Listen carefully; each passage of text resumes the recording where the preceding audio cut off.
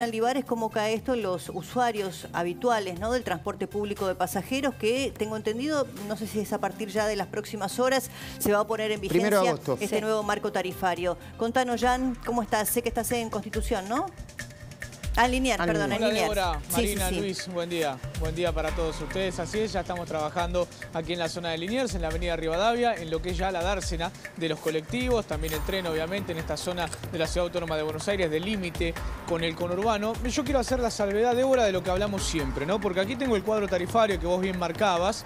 ¿Cómo comienza el boleto mínimo? Es 0 a 3 kilómetros, es decir, muy poquito, en 25 pesos. Ya después pasa a 28, de 3 a 6 kilómetros, a 29,40, de 6 a 12, que creo que ese es el tarifario más usado por los usuarios, es decir, podemos enclavarlo en 29,40 y ya después las distancias más largas, de 12 kilómetros a 27, se va a 30,80 y superior todavía, a los 27 kilómetros, 32,20. Este es el cuadro tarifario que, como marcaba Luis, va a comenzar a regir desde el 1 de agosto en el área metropolitana. Es decir, 25, sí, 25 el mínimo. Muy poca gente utiliza el mínimo. A eso me refiero ahora en instantes nada más. Este es el primer pantallazo para dar algunos datos y en instantes vamos a charlar con la gente, pero así el panorama en la zona de Liniers, en lo que va a ser este próximo aumento en la tarifa de los colectivos. Bueno, y además que la gente, obviamente, pero que la gente tiene tantos problemas para viajar, encima con todo lo... O sea, con la crisis, el dólar, el problema inflacionario, encima, el otro día, hace creo 48 horas, una señora decía... Son las 5:30, hace 1 hora y media que estoy esperando el colectivo para salir. Qué difícil. Por la no, media bueno, y hay gente, claro, muy difícil que, bueno, toma 1, 2 o 3 transportes públicos para llegar al trabajo, más la vuelta, a lo mejor 6 días por semana, hay que hacer el cálculo por mes. Igualmente insistimos, porque después nos escriben muchos de nuestros televidentes en el interior, fuera del AMBA, Buenos Aires, que, bueno, la verdad hay una distancia muy grande, ¿no?, entre lo que se paga aquí en la zona metropolitana y lo que se paga en muchas provincias argentinas. Muy bien, y si les parece, para seguir profundizando el análisis sobre la crisis del sector, estamos en comunicación con Mario Vaca, que es el presidente de la Cámara Empresaria del Transporte Urbano de Buenos Aires. Mario, 830M te saluda, ¿cómo estás? Buen día, mucho gusto, ¿cómo está? Gracias por el llamado. No, por favor. Bueno, estábamos haciendo un pantallazo general de la situación, esta reducción de frecuencias por un lado, ahora la publicación en el boletín oficial de un incremento del 40% en el boleto mínimo, y entendemos que el sector reclama subsidios atrasados y por otro lado un boleto cuyo precio, bueno, no tiene nada que ver con un sinceramiento, ¿no? Claro, efectivamente. En primer lugar, le aclaro, las cuestiones van por separado, digamos. El aumento este del 40%, si bien lo que se publica hoy es la consulta pública y en principio lo que está previsto, si administrativamente todo funciona bien, que comience a regir a partir del 1 de agosto, en realidad ya estaba presupuestado.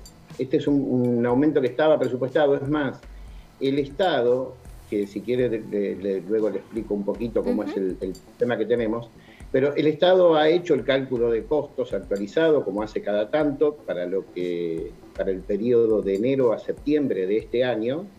Es una resolución que está publicada en Boletín Oficial la semana pasada, la resolución 443 de 2022 del Ministro de Transporte. Reconoce los mayores costos, hace los presupuestos que tiene de compensaciones tarifarias a pagar mes a mes, y a partir de agosto tiene previsto ya la vigencia del aumento del pasaje del 40% que ustedes estaban dando cuenta recién. ¿El último aumento cuándo había sido? Eso no tiene nada que ver. Lo que quiero, con el tema del subsidio, dice usted. Es que esto no tiene nada que ver con el conflicto que estamos enfrentando por las diferencias de pagos de mayores costos de subsidio. O sea, esto no es una respuesta a esa protesta o ese conflicto. ¿Y el último aumento cuándo había sido el anterior? Porque hoy nos decía una colega nuestra que sigue el tema que... Claro, a ver. No aumenta desde 2019. Claro, bueno, ese es un tema, desde mirar, 2019, ¿no? Con un contexto inflacionario que, bueno, todos conocemos. Claro. Ahora, Vaca, ¿cuál es la diferencia entre la política de subsidios que recibe el AMBA y el resto del país?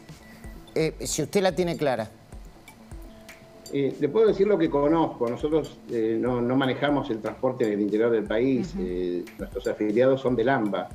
El tema es la divergencia entre los valores de los pasajes del interior y de la zona del AMBA ha ido creciendo a lo largo de los años hasta llegar a lo que es hoy, que ustedes saben que hay lugares en el interior donde el pasaje vale 70 pesos, sí, 80 pesos, 60 y pico, y bueno, y acá todavía, usted sabe que acá el valor medio del boleto real es 14 pesos, porque el valor nominal del pasaje varía entre 18 y 23. Pero cuando uno empieza a tomar en cuenta los descuentos por atributos sociales, que es lo que se le cobra de menos a los jubilados, a los beneficiarios de planes sociales, a los estudiantes, descuenta también el boleto que se hace por boleto combinado, la persona que dentro de las 2 horas toma más de un modo público, etcétera. Cuando termina dividiendo el total de lo que recauda por la cantidad de pasajeros que transporta, el boleto medio le da 14 pesos. Ahora, Vaca, ¿le puedo hacer una pregunta de fondo? Como empresarios y emprendedores, ¿no es mejor depender de uno mismo y no de un subsidio? Porque si no terminan siendo rehenes, con todo respeto, ¿no? Por los empresarios de colectivo y por cualquier empresario. Si no terminan siendo, son como... como si fueran organizaciones sociales, que si no llega el cheque en tiempo y forma, empiezan a bajar la calidad del servicio. ¿No les conviene salir de esta lógica? ¿O un poco también ustedes juegan con esta lógica? No, no jugamos con esta lógica. Mire, le voy a decir algo. El transporte público de pasajeros de la Ciudad de Buenos Aires creció y se desarrolló con un nivel de cobertura altísima como tiene. Usted piense que el 80% del transporte público del AMBA se hace en colectivo. El 80% se hace en colectivo. A lo largo de más de 70 años sin subsidio. Claro. El subsidio arranca en el año 2002 como resultado de la crisis de 2001 y ahí empieza a crecer, a crecer, a crecer, a crecer hasta que se llega a la situación actual. Pero esto es algo que no deciden ni manejan las empresas ni los empresarios de transporte. Es decir, el Estado es el que decide cuánto es el costo, determina los valores y después define qué parte de ese costo lo solventan los propios usuarios y qué parte lo hace el Estado. Y eso es algo sobre lo cual las empresas no tenemos imperio. Es una decisión del poder político. Una decisión política. Vaca, ¿se va a regularizar el servicio?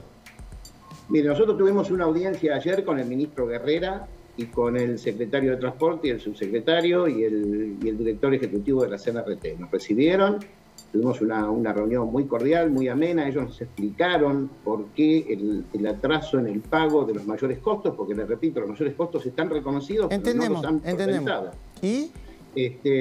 Y se comprometieron a hacer todo el esfuerzo posible para tratar de resolver la situación cuanto antes, empezar a acreditar estas diferencias, estas deudas que tienen lo antes posible en las cuentas de las empresas, y a cambio nos pidieron a nosotros que tratemos de hacer el máximo esfuerzo para ir regularizando la situación. Usted me contó la reunión, ahora le pregunto a usted, ¿van a regularizar el servicio? Bueno, lo que le quería terminar diciendo es, el servicio se va a ir regularizando en la medida en que empecemos a cobrar un poco más de dinero. Bueno, déjeme decirle una cosa, Vaca, entonces con todo respeto. Con todo respeto, no se puede tomar siempre al laburante, a lo que de rehenes, no se puede. Inventen otra cosa, planteen otra medida, se lo digo con todo respeto, porque si no es... siempre el hilo se corta por lo más fino. Yo también lo comprendo, pero también le quiero decir algo, y le repito, nosotros no estamos haciendo una medida de protesta. El tema es que no tenemos dinero para dar más cantidad de servicios. Las empresas empiezan a no renovar, se descapitalizan, empiezan a tomar deuda, empiezan a endeudarse con proveedores, empiezan a hacer planes de pago de FIP, llega un momento que no hay lugar de dónde financiarse. Entonces, si usted no va tomando medidas de racionalizar servicios, va a llegar un momento que se va a parar del todo y es mucho peor.